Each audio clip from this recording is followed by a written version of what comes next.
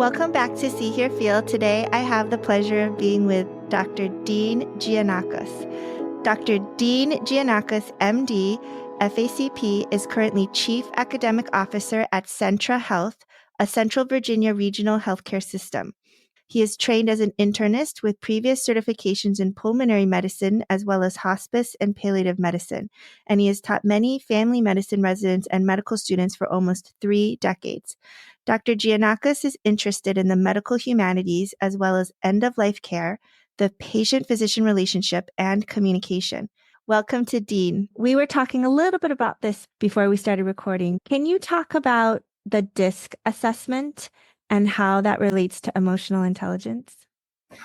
So the DISC assessment is a leadership style instrument and is very short. It's 20 to 30 minutes. And I'm sure many psychologists would say, how can you do an in-depth study of personality traits or leadership styles in such a short period of time? You really can't.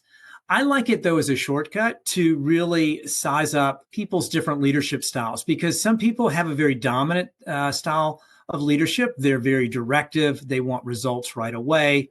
Others of us are influencers. We like to build relationships and bring people in and collaborate. Those are our strengths. Those are my strengths. I'm an influencer. I like to move towards change, but I love to build relationships. I can sometimes spend too much time doing that. Others have strengths paying attention to detail. Those are the conscientious folks on your team. And then there are the steady folks, the steadiness category, where they are also very affable and people-oriented, but they don't necessarily like change. I've got obviously my blind spots. I'm an influencer. So that's when someone who has a D leadership style or conversations, Dean, come on, we need to get on. We need to get results. Or someone else in the room says, I think we're moving a little bit too fast. Are you sure we need to move ahead with this project? That's the S person, the steadiness person. And then another person might be conscientious. Have we looked at all the options available to us? Have we done the pros and cons? So I would like all those people around me on my team so that we build relationships to get the results that are best for our patients, for our teams, for our organization, and for ourselves. That's cool. So is it like the Myers-Briggs personality test, just related to leadership? It gives you a little snapshot, maybe a little awareness of what you're like. Maybe does it also help you understand other people? If you know their DISC assessment, then you can better understand their style as well. Absolutely. So I'll give you an example.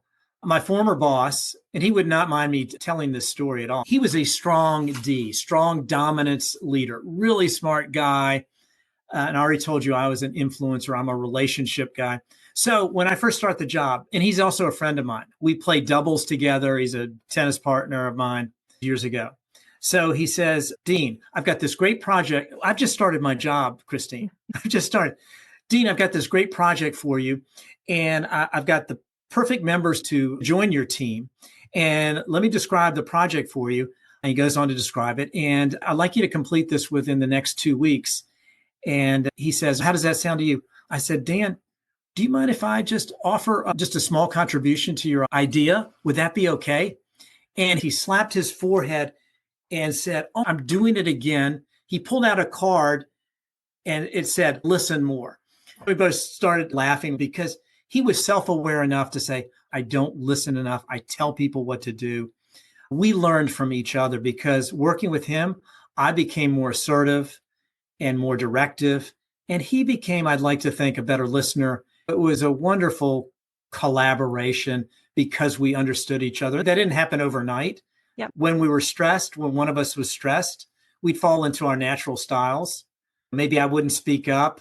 Maybe he would start telling me to do things again, and then we'd have to regroup. Yeah, I think I love that story of yours just now, because I think it shows that each of us can become more aware. A DISC assessment or Myers-Briggs or whatever type of assessment, I think they can help us. What you just said is really key too. When we get stressed, we fall into our regular pattern, what's most comfortable to us. Yeah. I'll say something else related, Christine. I teach handling emotional conversations. I'm going to give you an example about handling an emotional conversation. I'm just getting to know you. Let's say all of a sudden you say to me and raise your voice, Dean, stop talking so much. And I'm like, wait, what? I'm thinking inside here, I've met this nice woman who's invited me to the podcast. This is completely out of character, it seems to me. And so instead of reacting right away, I get curious. Isn't it interesting that Christine has raised her voice and thinks that I'm talking too much or too loudly or whatever? And so here's how I would handle it. I'm not perfect, but I would say something like, Christine, I certainly didn't mean to offend you. In fact, I've so enjoyed talking with you in this podcast. What I do want to know is, did I say something that upset you? Please share your thoughts, something to that effect. Yes. So stay curious and interrogate why the other person said or did whatever. Yes. Or maybe if you're in person, an expression or they start fidgeting, you seem fidgety. What's going on? What does that mean? Just Beautiful. to keep asking why. Yes. And beautiful, to follow up on your example, I step out of the content of the conversation. I love to ask questions like this. Would it be okay if I step outside the content of our conversation? I noticed that you're starting to fidget a little bit. Maybe I'm wrong. I saw the facial expression when I suggested this. If I'm off base, please let me know, but I'd like some clarity about how you're feeling right now, something like that. How long have you been teaching having difficult conversations? I don't know if you're familiar with Crucial Conversations. It's the book. Yes. I am. So I'm a trainer for Crucial Conversations. So I got trained. It's been probably close to 10 years ago. I've always been interested in communication, the patient-physician relationship, and then integrating my interest in poetry into those kind of conversations. I love this stuff, Christine. What are your thoughts on emotional intelligence? Maybe as to how they relate to having these difficult conversations. Yeah. I don't know how you can possibly be a successful leader without having emotional intelligence, meaning being able to identify the emotions that you're experiencing. And by the way, my vocabulary, I've expanded my vocabulary around feelings. Instead of, oh, I feel sad. Okay, you feel sad. Could you be a little bit more specific? Are you glum, a little discontented? Are you melancholy? Are you despairing? That's awesome. Have you seen Brene Brown's book, Atlas of the Heart? Not that one. She says that most people can only recognize 3 emotions. I found that fascinating because it's hard for me to know how I feel. I've talked about this a little bit before on this podcast, that my daughter, when she was in kindergarten, she's now 17, she comes home with the mood meter because her school was involved with social emotional intelligence and learning. And it was like, Mom, you have to help me figure out like how I'm feeling. And at first I was like, okay, I thought this is going to be easy. But then I was like just thinking to myself at different times, how am I feeling? And I realized I have no idea how I'm feeling. I know this is happening in other school systems, that kids are getting this education. I certainly did not growing up, but it's so critical to being a healthy human being. I can't memorize all the different emotions. My shortcut is a guy named Ekman, Eckman.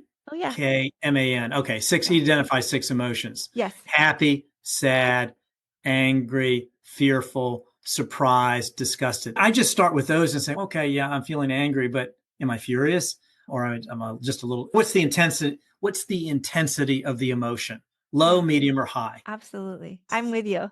Me too. I can only handle a few. Correct. Thank you for those thoughts on emotional intelligence.